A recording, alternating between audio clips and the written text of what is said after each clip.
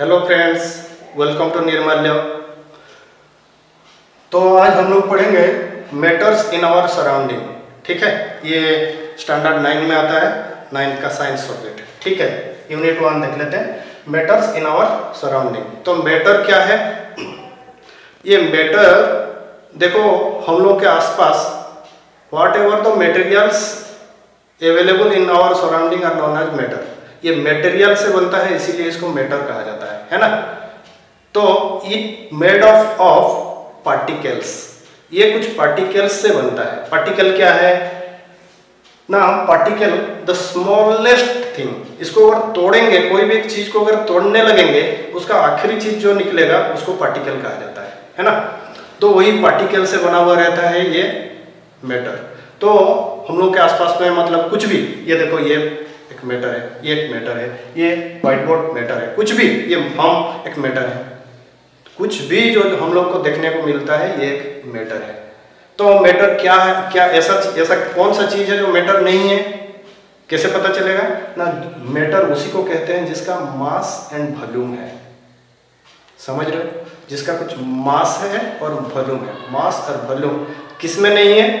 तो उसका अगर एग्जांपल हम लोग लेना अगर सोचेंगे तो हम लोग का जो शैडो देख रहे हो, ये शैडो ये मैटर नहीं है, क्योंकि उसका मास, ना ही मास है ना वॉल्यूम है। ठीक है। तो और एक चीज जैसे साउंड का भी मास नहीं है कि वॉल्यूम नहीं है। ठीक है, ये मैटर नहीं है। तो इसीलिए हम लोग मैटर कौन सा चीज है मैटर ना? हम लोग का आसपास में जो देखने को मिलता है और जिसका मास एंड वॉल्यूम है।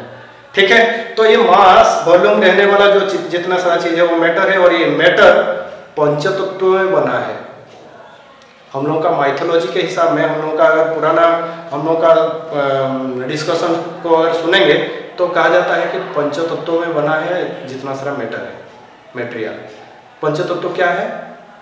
जल, अग्नि, वायु, पृथ्वी, आकाश, ये सबको मिला के। लेकिन मॉडर्न साइंटिस्ट, अभी मॉडर्न का साइंस बोल रहा है कि जितना सारा मैटर है या मटेरियल है, ये सबको अलग तरह से भाग किया जा सकता है। क्या ना? उसका फिजिकल प्रॉपर्टीज और केमिकल प्रॉपर्टीज को देख के इसको क्लासिफिकेशन किया जा सकता है ना। इसका physical properties and chemical properties. तो आज हम लोग अभी देखते हैं फिजिकल प्रॉपर्टीज को लेके या फिजिकल प्रॉपर्टीज को देख के मैटर को कैसे क्या क्या क्लासिफिकेशन किया गया है। ठीक है ना। वो क्लासिफिकेशन क्या क्या है? देखो, mainly solid, liquid and gas. ठीक है, सॉलिड, लिक्विड एंड गैस। इसके अलावा भी और दो है, लेकिन वो आपका सिलेबस में नहीं है, जैसे कि प्लाज्मा है ना, वो आपका सिलेबस में नहीं है, छोड़ देते हैं। तो हम लोग देखते हैं सॉलिड, लिक्विड और गैस। सॉलिड, लिक्विड, गैस का फिजिकल प्रॉपर्टीज, केमिकल प्रॉपर्टीज को देख के वो दूसरा तरह का है। ठीक है। तो हम लोग अभी देखते हैं फिजिकल प्रॉपर्टीज के हिसाब में सॉलिड, लिक्विड एंड गैस। इसको क्यों ऐसे तो क्लासिफिकेशन किया गया?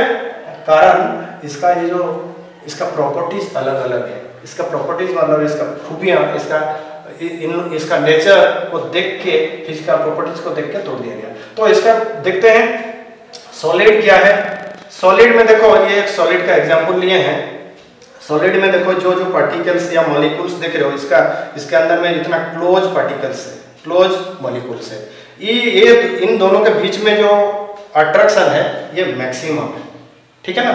ये सब में इन लोगों का अट्रैक्शन बहुत ज्यादा है, इसीलिए इसको ना तोड़ पाते हैं ना कुछ। ये देखो सॉलिड है ना।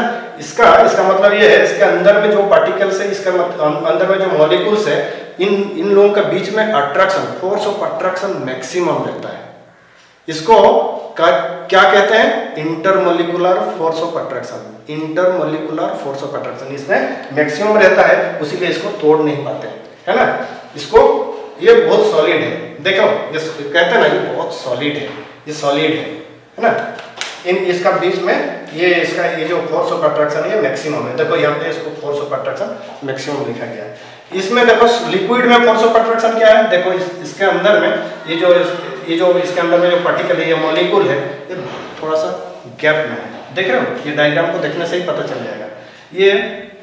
ये पार्टिकल, ये मॉलिक्यूल, इन लोगों का बीच में अट्रैक्शन कम रहता है इन कंपैरिजन टू सॉलिड, इससे थोड़ा कम रहता है। इसीलिए क्या है, देखो यहाँ पे फोर्स ऑफ अट्रैक्शन मीडियम लिखा गया है। ठीक है, इसीलिए ये थोड़ा इतना टाइट नहीं रहता, इसका रिजिडिटी थोड़ा कम है। देखो इसमें रिजिडिटी मैक्सिमम है। रिजिडिटी मतलब इसको ना हम लोग दबा पाते हैं क्या? नहीं, दबाने में बहुत कष्ट होता है, थोड़ा भी नहीं दबता है, कष्ट हम लोगों को फिर भी हो जाता है, इसको कुछ नहीं होता है ना। उसको कह रहे हैं रिजिडिटी इसका मैक्सिमम है। लेकिन इसमें देखो रिजिडिटी थोड़ा लेस देन सॉलिड। लिक्विड क्या है? लिक्विड है क्या? पानी। अगर पानी को हम लोग एग्जाम्पल में ले लेते हैं, पानी अगर सोचो बोतल में उसको दबाओगे तो पानी थोड़ी ना दबता है। ऐसा दबा हम लोग लगता है कि पानी को दबा दिए, लेकिन नहीं, वो बोतल को हम लोग दबाते हैं तो उसके अंदर में जो हवा रहता है, उसके अंदर में जो एयर रहता है वो निकल जाता है, पानी को दबा नहीं पाते। फिर भी इससे थोड़ा कम है वो इसका रिजिडिटी।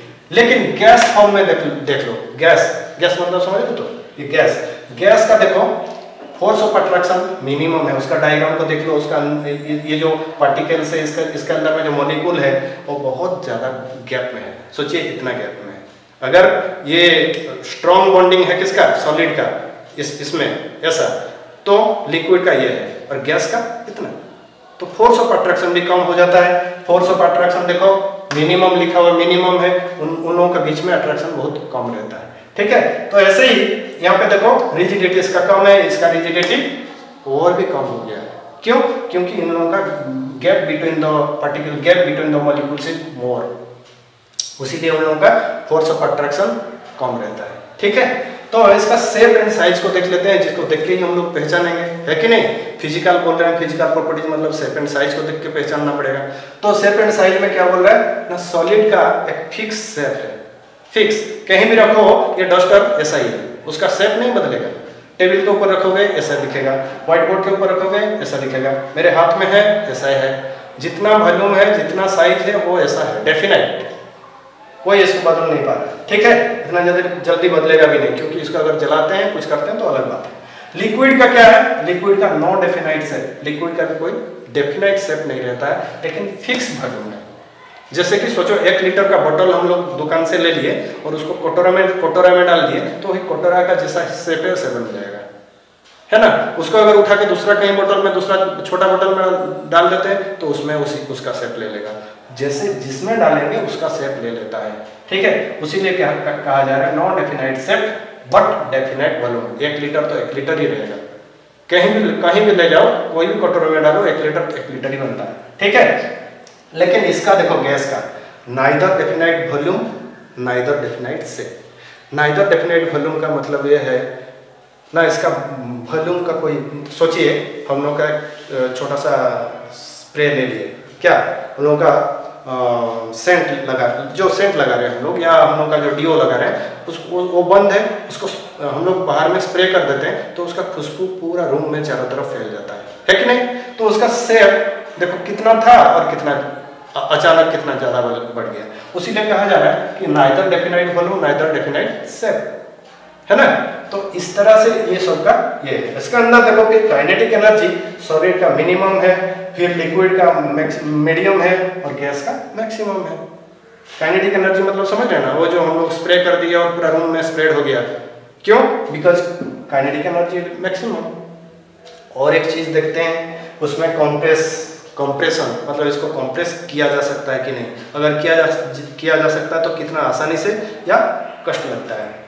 तो देखो सॉलिड को अगर कंप्रेस करने का कोशिश करेंगे, ये नेग्लिजिबल है, ना के बराबर है, होता ही नहीं है ना। इसको अगर प्रेस कर रहे हैं, हो रहा है क्या? नहीं, ये सॉलिड है तो नहीं होता है। एक चीज देखो सॉलिड होते हुए भी कंप्रेस होता है, कौन सा?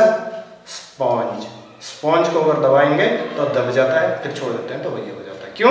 क्योंकि उसके अंदर होल्स रहता है, उसके अंदर होल्स रहता है। चलो लिक्विड में देखो, लिक्विड में कंप्रेशन मिनिमम है। कंप्रेशन जैसे हम बॉटल को दबा रहे हैं तो उसमें मिनिमम थोड़ा सा कहीं हो जाता है ना। लेकिन गैस में क्या है, देखो कंप्रेशन मैक्सिमम है, उसको कंप्रेस करके रख सकते हैं गैस को। जैसे ही हम लोग का डीओ को कंप्रेस करके रख पाते हैं। हम लोग का जो एलपीजी गैस है, घर में जो चूल्हा जलाते हैं, उसको इतना छोटा सा गैस टंकी है, उसको एक महीने भर का गैस उसमें डाल के रखा जा सकता है, मतलब मैक्सिमम कंप्रेस किया जा सकता है ना। तो ये सब फीचर्स को देख के, ये जो फिजिकल प्रॉपर्टीज को देख के इसको सॉलिड, लिक्विड एंड गैस में रखा गया है। कन्वर्ट क्लासिफिकेशन किया गया है। तो ये सब का फीचर्स अभी थोड़ा देख लेते हैं। क्या होता है देखो, अगर सोचो हम लोग का एक सॉलिड का एग्जांपल ले लेते हैं। सॉलिड को क्या करते हैं ना, हम लोग हीट देते हैं उसमें, ठीक है। इसमें सोचो हम लोग हीट दे रहे हैं, कोई एक सॉलिड को हीट दे रहे हैं। हीट देने से हम लोग एग्जांपल ले लो, सोचो वाटर का सॉलिड फॉर्म क्या है, आइस है कि नहीं। आइस का वॉल्यूम है, साइज है, शेप है। तो उसको हम लोग क्या कर रहे हैं, हीट देते हैं, हीट करते हैं। हीट करेंगे तो क्या होगा ना, उसको अगर हीट करेंगे, हीट एक एनर्जी है, हीट एनर्जी उसको जब लगेगा तो उसके अंदर में जो मॉलिक्यूल है, इसके अंदर में जो मॉलिक्यूल्स हैं, ये सब का वॉल्यूम बढ़ेगा, है ना। ये सब का वॉल्यूम बढ़ेगा और इसके अंदर में जो पार्टिकल्स है, इसका अंदर में जो मॉलिक्यूल है वो दूर होने लगेंगे, उन लोगों के बीच में गैप बढ़ता जाएगा, है ना। ये जब हीट प्रोड्यूस कर रहे हैं, हीट दे रहे हैं, इसमें प्रोड्यूस कर रहे हैं, सॉरी इसमें हीट देते हैं इसको, तो क्या होता है ना, इसके अंदर में फोर्स ऑफ अट्रैक्शन कम होता जाएगा और वो क्या हो जाएगा ना, ऐसे ही इसका मॉलिक्यूल दूर होते जाएंगे और ये लिक्विड बन जाएगा। हम लोग का आइस को अगर हीट करते हैं तो वो क्या होता है, लिक्विड बन जाता है। और ये लिक्विड बन जाता है, ये जो सॉलिड को हीट करके लिक्विड करने का प्रोसेस जो है उसको कहा जाता है मेल्टिंग या फ्यूजन। समझ में आ गया। सोचो कोई एक सॉलिड को, सोचो आइस को हम लोग हीट देते हैं तो लिक्विड बन जाता है। ये जो होता है उसको प्रोसेस जो है उसको मेल्टिंग कहा जाता है या फ्यूजन कहा जाता है, ठीक है। ऐसे ही एक लिक्विड या पानी जो हो गया, पानी को हम लोग अगर हीट देते जाएंगे या उसमें इसको गर्म करेंगे, हीट देंगे, तो क्या होगा, धीरे धीरे वो गैस बन जाएगा। क्यों? क्योंकि इसके अंदर में जो पार्टिकल, इसके अंदर में जो मॉलिक्यूल है वो फिर दूर होता जाएगा, है ना, वो गैप बढ़ता जाएगा, फोर्स ऑफ अट्रैक्शन कम होता जाएगा। तो धीरे धीरे क्या होगा, फोर्स ऑफ अट्रैक्शन कमेगा मतलब ये गैप बढ़ता जाएगा और गैप बढ़ेगा मतलब वो गैस बन जाएगा। देखो 100 डिग्री सेल्सियस में इसको टेम्परेचर में करते हैं तो वेपोराइजेशन होता है और इसको क्या कहते हैं, बॉइलिंग या वेपोराइजेशन कहा जाता है ना। वो बन जाता है गैस। देखो कभी भी हम लोग चाय बनाते हैं या दूध गर्म होता है तो उस टाइम में क्या होता है ना, उसको वेपोराइजेशन होकर ऊपर उठ जाता है। वो तो जब गर्म करते हैं लिक्विड को, क्या होता है, सोचो ये एक पॉट है, इसके अंदर में बहुत सारा ऐसे ऐसे करके वाटर में मॉलिक्यूल्स हैं। जब हीट डालते हैं 100 डिग्री सेल्सियस हो जाता है, कहीं से भी बबल्स आता है, देखो कहीं से भी बाहर आता है। ये ऊपर वाला हो सकता है, ये नीचे वाला हो सकता है, ये मिडिल वाला हो सकता है, कोई भी ऐसे होकर वेपोराइजेशन हो जाता है। लेकिन एक पॉन्ड में, एक तालाब में जब पानी वेपोराइजेशन होते हुए देखे हो कभी, वो वेपोराइजेशन होता है उस टाइम में क्या होता है, वो उसका सिर्फ सरफेस में जो फ्रंट में जो रहते हैं उसका ही वेपोराइजेशन होता है। याद रखना बच्चे, ठीक है। तो ये जो होता है, ये इसको मतलब लिक्विड को गर्म करने के बाद जो गैस बनता है इसको कहा जाता है बॉइलिंग या वेपोराइजेशन। ठीक उसी तरह सोचो एक गैस को हम लोग क्या कर रहे हैं, कूल कर रहे हैं। क्या कर रहे हैं, कूल कर रहे हैं, मतलब गैस को कूल कर रहे हैं, मतलब गैस से जो हीट है उसको निकाल रहे हैं।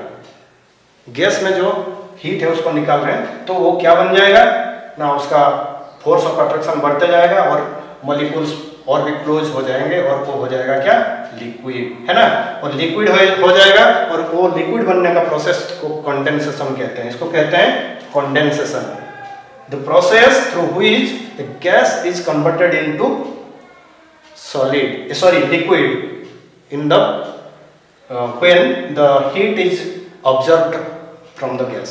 हीट आपको ऑब्जर्व करके ले लेते हैं, जब वो गैस क्या हो जाता है, लिक्विड बन जाता है, उसको कंडेंसेशन कहा जाता है ना, कंडेंसेशन। और लिक्विड को अगर हम लोग लिक्विड को और कूल करेंगे, लिक्विड को पानी को और कूल करेंगे, मतलब उससे हीट खींच लेंगे, तो क्या बन जाएगा, वो आइस बन जाएगा, है ना। फ्रीजर में हम लोग आइस रखते हैं, आइस बन जाएगा। तो ऐसे ही होता है।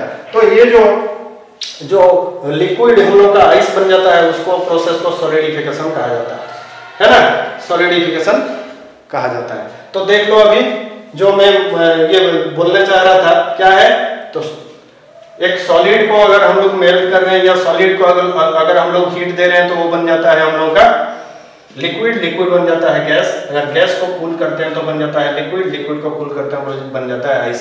इसको मेल्टिंग करने, ये मेल्टिंग या फ्यूजन कहा जाता है, इसको बॉइलिंग कहा जाता है या वेपोराइजेशन कहा जाता है, इसको कंडेंसेशन कहा जाता है। इसको कूल करते हैं तो ये सॉलिडिफिकेशन हो जाता है। इसके अलावा भी और कुछ चीजें हैं जो चीज को हम लोग देखे हो, ये याद आ गया एक चीज। देखो बादल देखते हो, बादल धीरे धीरे धीरे धीरे करके ऊपर चला जाता है और ऐसे कूलिंग पोजीशन में आ जाता है, वो ड्रॉप बन के रेन ड्रॉप होके आता है, ठीक है ना, उसको कंडेंसेशन कहते हैं। ठीक है, चलो कोई बात नहीं। हम लोग मैं जो क्या कह रहा था कि इसके अलावा भी कुछ मटेरियल्स है जो कि सॉलिड को अगर हीट करेंगे तो गैस, डायरेक्टली गैस बन जाता है। देखो दूसरा बाकी सारे चीज क्या होता है, हीट करते हैं तो लिक्विड बनता है, लिक्विड बनने के बाद वो गैस हो जाता है। लेकिन कुछ ऐसे चीज है जो कि अगर हीट करेंगे वो डायरेक्टली क्या बनेगा, गैस फॉर्म में आ जाता है, उसका लिक्विड फॉर्म है ही नहीं, है ना। तो ऐसा क्या है, उसको ये ऐसे कौन सा चीज है, उसको कहा जाता है सप्लीमेंट्री मटेरियल, सप्लीमेंट्री सॉलिड, ठीक है ना। वो सबको क्या करते हैं, वो उसको अगर हीट दे देते हैं तो वो डायरेक्टली गैस बन जाता है। जैसे कि कपूर हम लोग का जो जलाते हैं, पूजा करते हैं उस टाइम में मंदिर में कपूर को जलाते हैं, देखना वो डायरेक्टली गैस हो जाता है, ठीक है, डायरेक्टली गैस बन जाता है। और ऐसे भी हम लोग का जो कपूर का जो कैप्सूल होता है ना, देखिए वो कपड़े वगैरह में डालते हैं, वो आप धीरे धीरे धीरे करके खत्म हो जाता है और डायरेक्टली गैस बन जाता है ना, इस टाइप का। वो जो गैस, सॉलिड से डायरेक्टली गैस बनना और गैस को, उसको गैस से अगर कूल करेंगे तो सॉलिड बन जाना, ये जो प्रोसेस है उसको सब्लिमेशन प्रोसेस कहा जाता है। समझ में आ गया बच्चे? तो ये तीन तरह का सॉलिड, लिक्विड, गैस, ये तीनों को अच्छी तरह से नोट बना लेना। अगले वीडियो में मिलते हैं, ठीक है।